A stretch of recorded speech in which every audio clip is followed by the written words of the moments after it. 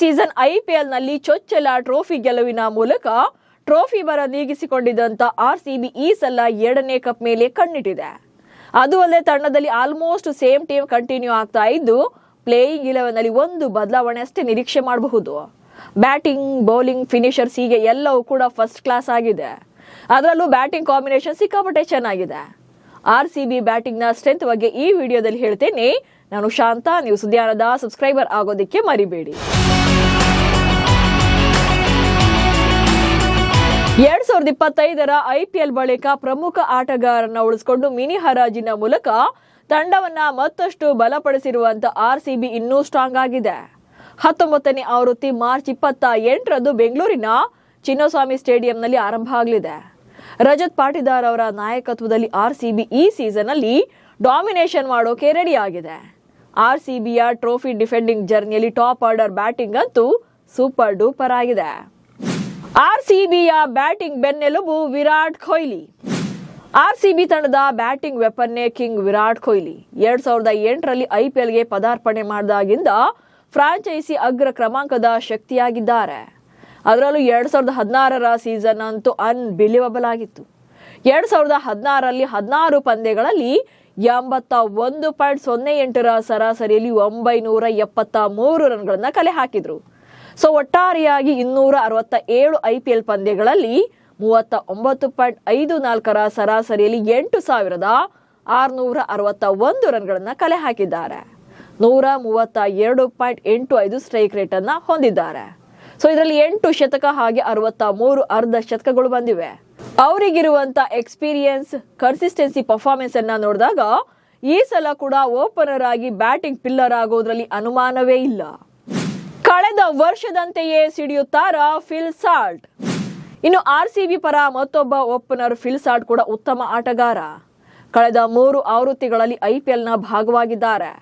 2024ರಲ್ಲಿ KKR ಜೊತೆ ಅವರ ಅತ್ಯುತ್ತಮ ಪ್ರದರ್ಶನ ಬಂದಿದ್ರೆ 2025ರಲ್ಲಿ ಆರ್ಸಿಬಿ ಪರ ಅವರ ಕೊಡುಗೆ ಅಲ್ಟಿಮೇಟ್ ಆಗಿತ್ತು. ಕಳೆದ ವರ್ಷ ಸಾಲ್ಟ್ 13 ಇನ್ನಿಂಗ್ಸ್ಗಳಲ್ಲಿ 175.98ರ ಸ್ಟ್ರೈಕ್ ರೇಟ್ನಲ್ಲಿ 403 ರನ್ಗಳನ್ನ ಕಲೆ ಹಾಕಿದ್ರು. ವಿರಾಟ್ ಕೊಹ್ಲಿ ಅವರ ಜೊತೆ ನಿರ್ಣಾಯಕ ಆರಂಭಿಕ ಪಾಲುದಾರಿಕೆ ಬಂದಿತ್ತು. ಒಟ್ಟಾರೆಯಾಗಿ ಸಾಲ್ಟ್ 34 ಐಪಿಎಲ್ ಪಂದ್ಯಗಳಲ್ಲಿ 34ರ ಅವರೇಜ್ನಲ್ಲಿ 1056 ರನ್ಗಳನ್ನ ಕಲೆ ಹಾಕಿದ್ದಾರೆ.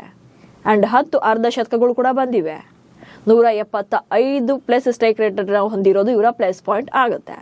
ಇನ್ನು ಟಾಪ್ ಆರ್ಡರ್ ನಲ್ಲಿ ಅಗ್ರೆಸಿವ್ ಬ್ಯಾಟಿಂಗ್ ಸ್ಟೈಲ್ ಕೂಡ ತಂಡಕ್ಕೆ ಮೇನ್ ಪ್ಲಸ್ ಆಗುತ್ತೆ. ಬ್ಯಾಟಿಂಗ್ ನಲ್ಲೂ power star Rajat Patidar.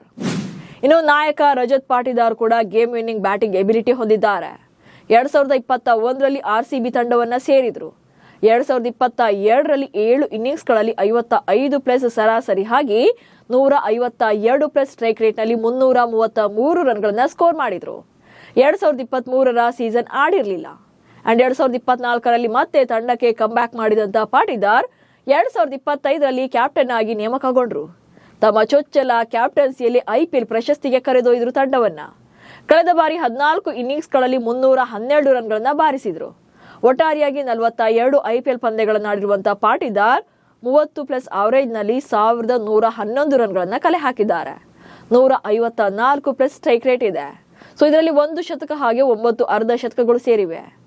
RCB ತಮ್ಮ ಕಿರೀಟವನ್ನ ಉಳಿಸಿಕೊಳ್ಳುವ ಟಾರ್ಗೆಟ್ನೊಂದಿಗೆ ಕಣಕ್ಕಿಳಿತಾ ಇದ್ದು ಈ ವರ್ಷ ಕೂಡ ಬ್ಯಾಟಿಂಗ್ ನಲ್ಲಿ ಸದ್ದು ಮಾಡಬಹುದು. ಪಡಿಕ್ಕಲ್ ಫಾರ್ಮ್ ಆರ್ಸಿಬಿಗೆ ವರವಾಗುತ್ತಾ? ಇನ್ನು ತಂಡದ ಎಡಗೈ ಬ್ಯಾಟರ್ ಆಗಿರುವಂತಹ ಕನ್ನಡಿಗ ದೇವದತ್ ಪಡಿಕ್ಕಲ್ ದೇಶಿ ಕ್ರಿಕೆಟ್ ನಲ್ಲಿ ಅದ್ಭುತ ಸೀಸನ್ ಅನ್ನು ಕಂಡಿದ್ದಾರೆ. ವಿಜಯ್ ಹಜಾರೆ ಟ್ರೋಫಿ ಟೂರ್ನಿಯಲ್ಲಿ 9 ಇನ್ನಿಂಗ್ಸ್ಗಳಲ್ಲಿ 725 ರನ್ಗಳನ್ನ ಸ್ಕೋರ್ ಮಾಡಿದ್ರು. 90+ ಸರಾಸರಿಯೊಂದಿಗೆ 2ನೇ ಅತಿ ಹೆಚ್ಚು ರನ್ ಗಳಿಸಿದ ಆಟಗಾರನಾಗಿದ್ರು. ಇದೇ ರೀತಿ ಸೈಯದ್ ಮುಷ್ತಾಕ್ ಅಲಿ ಟ್ರೋಫಿಯಲ್ಲೂ ಕೂಡ ಶೈನ್ ಆಗಿದ್ರು. 6 ಇನ್ನಿಂಗ್ಸ್ಗಳಲ್ಲಿ 61.80 ಸರಾಸರಿ ಹಾಗೆ 167.8ರ ಸ್ಟ್ರೈಕ್ ರೇಟ್ನಲ್ಲಿ 309 ರನ್ಗಳನ್ನ ಕಲೆ ಹಾಕಿದ್ರು. ಇನ್ನು ರಣಜಿ ಟ್ರೋಫಿ ಟೂರ್ನಿಯಲ್ಲೂ ಕೂಡ ಅದ್ಭುತ ಪ್ರದರ್ಶನ ಬಂದಿತ್ತು. ಕಳೆದ ಐಪಿಎಲ್ ಸೀಸನ್ ನಲ್ಲಿ 150+ ಸ್ಟ್ರೈಕ್ ರೇಟ್ನಲ್ಲಿ 247 ರನ್ಗಳನ್ನ ಕಲೆ ಹಾಕಿದ್ರು. ಹೀಗಾಗಿ ಈ ಸಲ ಮತ್ತೊಮ್ಮೆ ತಂಡಕ್ಕೆ ಸ್ಟ್ರೆಂತ್ ಆಗುವಂತ ಎಲ್ಲಾ ಚಾನ್ಸಸ್ ಇದೆ. ಒಟ್ಟಿನಲ್ಲಿ ಆರ್ಸಿಬಿಯಲ್ಲಿ ಬ್ಯಾಟಿಂಗ್ ಆರ್ಡರ್ ತುಂಬಾನೇ ಸ್ಟ್ರಾಂಗ್ ಆಗಿದೆ. ಅದರಲ್ಲೂ ಕೊಹ್ಲಿ ಮತ್ತು ಸಾಲ್ಟ್ ಕ್ರೀಸ್ ಕಚ್ಚಿ ನಿಂತ್ರೆ ಆರ್ಸಿಬಿಗೆ 2ನೇ ಕಪ್ ಪಕ್ಕ.